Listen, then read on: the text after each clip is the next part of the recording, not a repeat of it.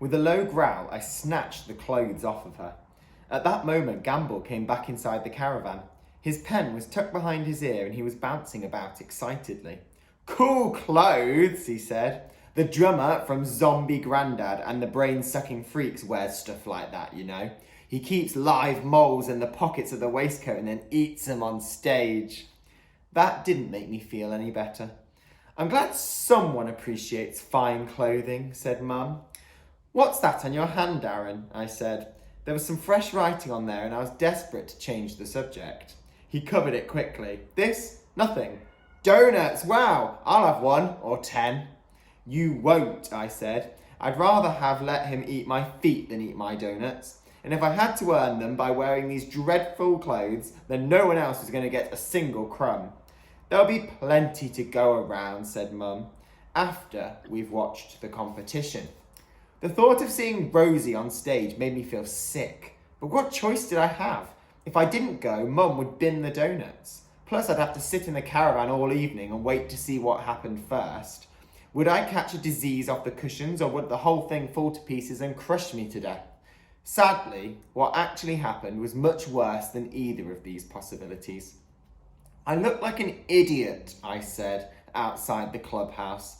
After making me clean in the shower block, Mum had spent ages combing the tangles out of my curly hair. Then I'd been forced to put on the outfit of doom. "You look so handsome," she replied. "Just do as you're told and the donuts are yours." My stomach gurgled. I hadn't had one since my pre-breakfast snack this morning. Inside the clubhouse was seriously swanky. All wood-panelled walls and thick plum-coloured carpet. There was about 200 people in there. Waiters in bow ties buzzed around the tables, balancing trays of drinks on one hand. At the far end, a single spotlight was pointing at a sort of stage dance floor area. There was a microphone and a big banner that read, "Model Search Beauty Contest. It's what's on the outside that counts." I wanted to sit in a dark corner, but Rosie's parents waved at us from a table right at the front and Mum dragged us over. "The girls are backstage getting ready," smiled Rosie's dad.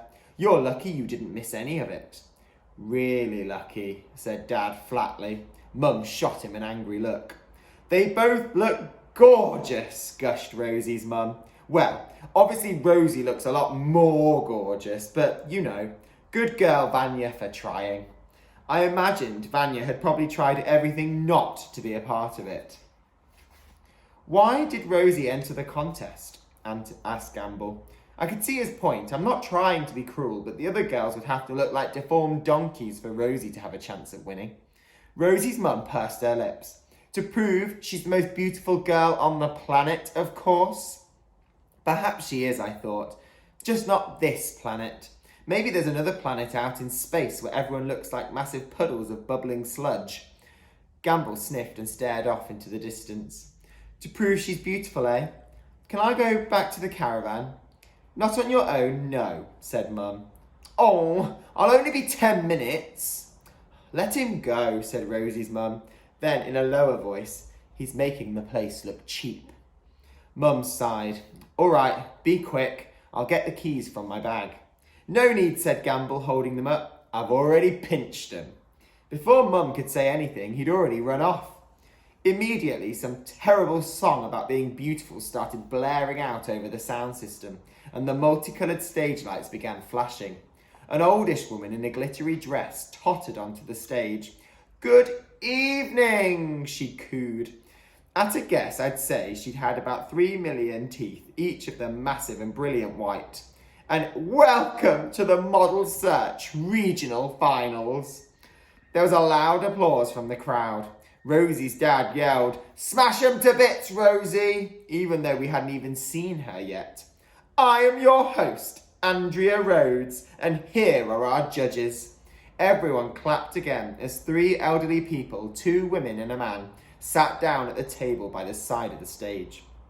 I tried to give the judges some money to make sure Rosie won, but apparently that's against the rules, whispered Rosie's dad, clearly disappointed it hadn't worked. Andrea Rhodes carried on. "Soon we'll meet the contestants, all at the same time. Then they'll chat to you one by one. After that, 2 of them will be crowned the champions. They'll go on to the national finals, which could be the springboard to fame and fortune. Our previous winners have included the actress Melanie Chuff, the pop star Gary Gunk, and the supermodel Fiona Bunkbed. Ooh, said the audience. Rosie's mum clapped her hands together. Fame and fortune, here we come. I wouldn't hold your breath, I thought. Please welcome your contestants, said Andrea Rhodes. There was a loud cheer as 3 girls walked onto the stage. They were all wearing horribly ruffly, sparkly dresses with tiaras balanced on their heads. Their enormous smiles were framed with bright red lipstick. A moment or 2 later, Vanya trudged after them in a huge orange dress that made her look like a giant satsuma. She'd kept her AstroTurf boots on underneath though, and she was still carrying the camera. If I hadn't still been cross, I might have felt sorry for her. She obviously didn't want to be there. Rosie gave Vanya the worst dress she owns, said Mrs. Taylor proudly. Win at all costs, smiled Rosie's dad. It's the Taylor family motto, don't you know? Of course, said Dad. The girls lined up at the front to curtsy to the crowd. I was wondering where Rosie was when she dramatically burst out from backstage. She was wearing a long, floaty blue cape, like a superhero, or more like it, a witch. Striding across the front, she held her arms out so that the other girls were hidden by her cape. After standing on 3 of the girls' feet, she grabbed the presenter's microphone. Hi, fans, she cooed. I'm Rosie Taylor, but you probably already knew that. Thanks for coming all the way here just to see me. And, oi, Vanya, you're meant to be filming me. Looking thoroughly cheesed off, Vanya did as she was told. I've brought my personal camerawoman to film my journey, exclaimed Rosie, pouting for the camera. I've got her to enter the contest just so she could get really close to the action.